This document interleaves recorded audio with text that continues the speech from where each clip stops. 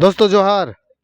अभी मैं हथियारडी के इस फुटबॉल मैदान में हूँ और ये फुटबॉल मैदान जो कि जमुना ऑटो के द्वारा अधिग्रहण किया गया है जियाडा के से।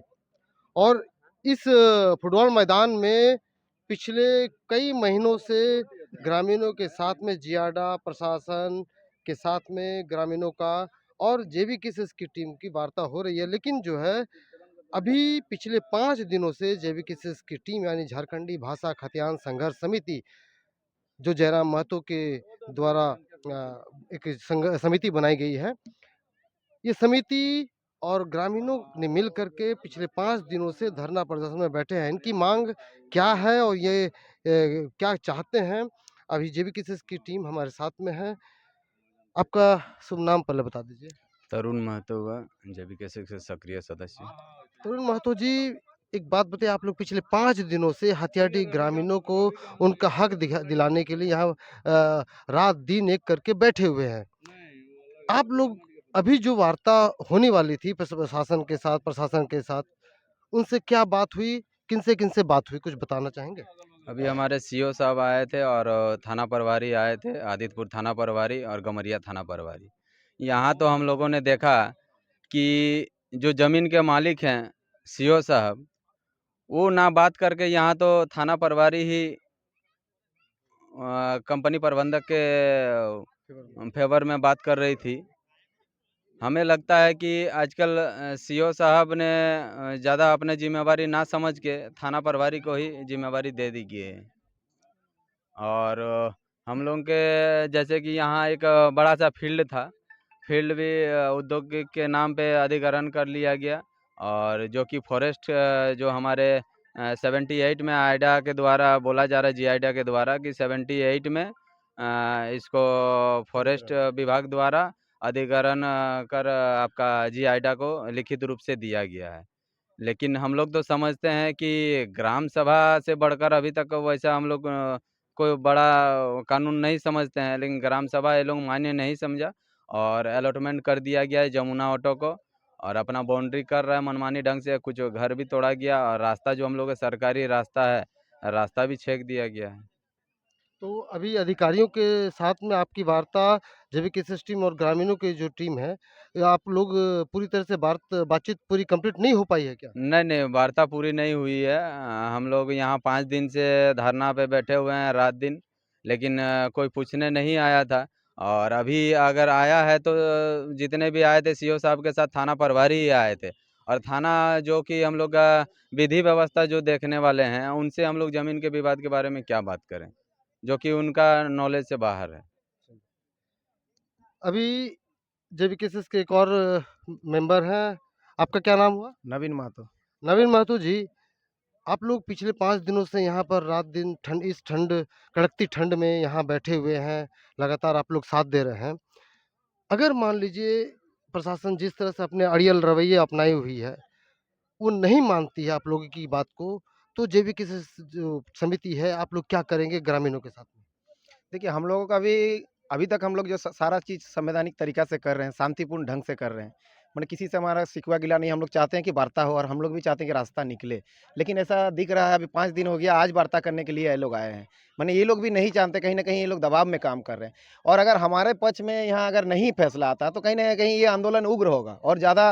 माने आज देख रहे हैं, अभी सभी दल के लोग धीरे-धीरे समर्थन करने भी आ रहे हैं। अभी हमारे क्या बोलते हैं, भाजपा के रमेश हँसदा भी समर्थन देने आए थे। ये जो अपने टीम के हिसाब से तो सबसे पहला नेतृत्व जेबी केसेस का ही था। तो हम लोग भी अभी तक लगे हुए हैं।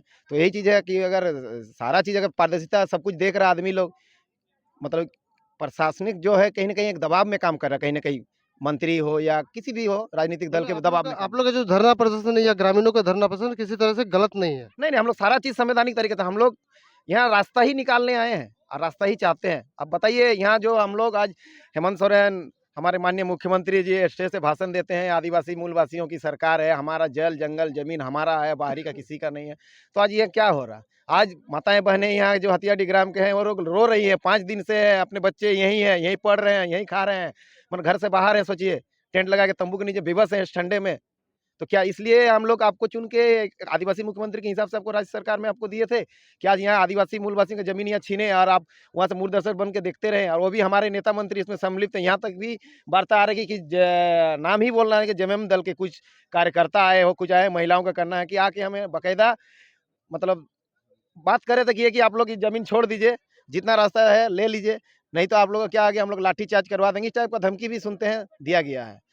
अच्छा, जेएमएम के द्वारा मतलब ये गाँव ग्रामीणों को धमकी दिया गया था जी, जी, जी। कार्यकर्ताओं के द्वारा? एकदम महिलाओं का साफ कहना है, आप देख लीजिए उनका मीडिया में कि हम लोगों को कुछ जेएमएम के कार्यकर्ता आए थे, वार्ता में उन लोगों से हम लोग माने नहीं अपना कि ऐसा नहीं देंगे, तो उन लोगों का हम लोग का नाम बाकायदा उन लोग नाम भी जारी करा, नाम मुझे नहीं पता, लेकिन बोल रहे कि जेएमएम के ही कुछ कार्यकर्ता थे, आए थे और हमें धमकी भी दे रहे थे कि भाई आप लोग हट जाइए इस चीज़ से। ये तो बहुत ही गलत है और देखिए ये संविधान के विपरीत बिल्कुल है। विपरीत, एकदम विपरीत है। अरे भाई ये झारखंड में सबका हक अधिकार है, सबको मिलना चाहिए।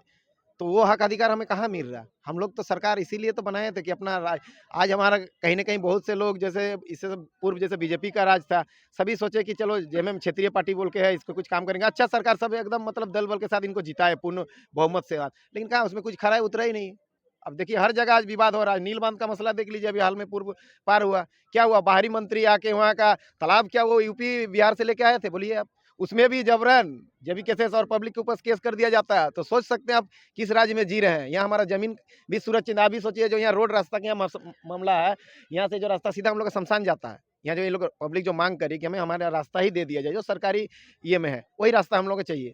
तो ये रास्ता सीधा हमारा यहाँ जो नदी जाता है, वहाँ से हम लोग का चिड़ियाघर वगैरह जो भी होता है, वहाँ हम लोग का जो शवकर्म शव शमशान घाट है, मतलब उस चीज़ को भी ये लोग बंद कर देना चाहते हैं। तो हम लोग कहाँ जाएँगे? फिर हम लोग क्या पैसा देके वहाँ पर्वती घाट जाएँगे लाश जलाने हम लोग को? तो उस चीज़ को भी हमारे जो लोग हैं, जो सीओ आए थे अभी वार्ता के लिए, वे भी कहीं न कहीं दबाव में हैं जैसा लग रहा है। सही वार्ता नहीं कर पाए। उनसे जब हम लोग इनसे उसका जवाब करें कि भाई ग्राम सभा यहाँ हुआ ही नहीं है और आप कैसे मैदान का आवंटन कर दिए? रास्ता का आवंटन कर दे रहे हैं, कैसे आवंटन कर सकते हैं? सबसे बड़ा आप तो जानकारी के लिए बताना चाहते हैं कि लोकसभा ना विधानसभा, सबसे बड़ा ग्राम सभा। तो ग्राम सभा कुछ हुआ ही नहीं।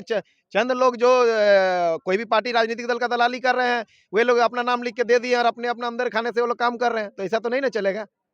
ग्राम सभा मतलब सबको खबर होना चाहिए पूरा गाँव में, ग्राम प्रधान तक को नहीं खबर है, तो इस चीज़ से तो नहीं चलेगा।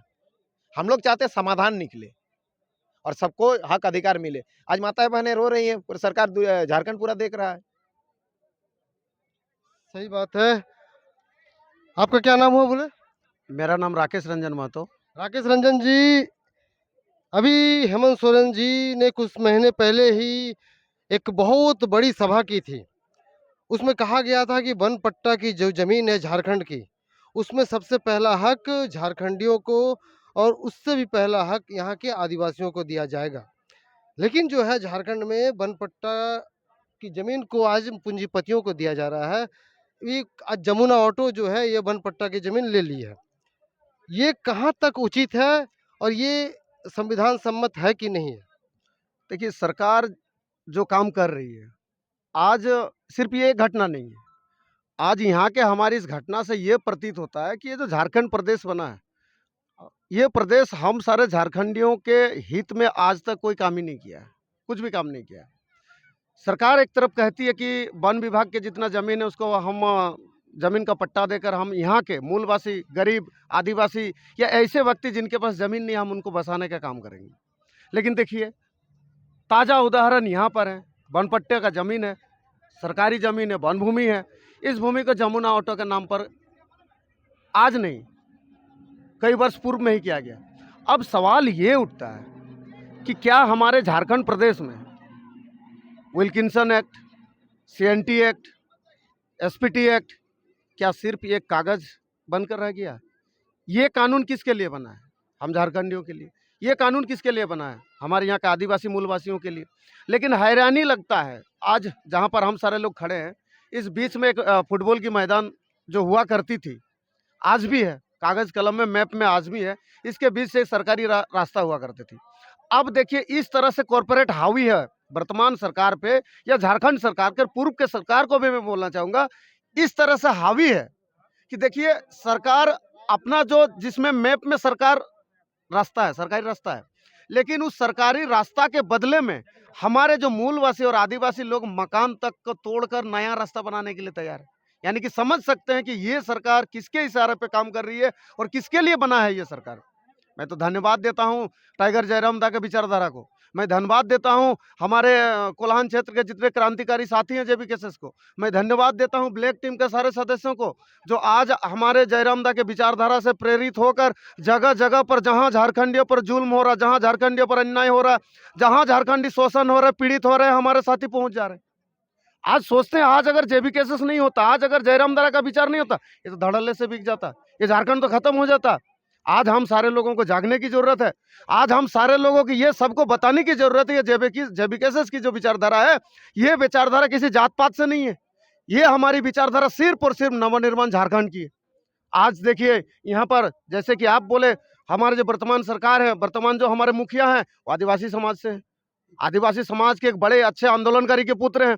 क्या उनको नहीं पता यहाँ पर हमारे जो शोषित है, पीड़ित है, जो वंचित हो रहा अपने जमीन से, जिसको दर्द हो रहा, तकलीफ हो रहा, वो कौन है? हम तो झारखंडी ही हैं, आदिवासी ही हैं, मूलवासी हैं।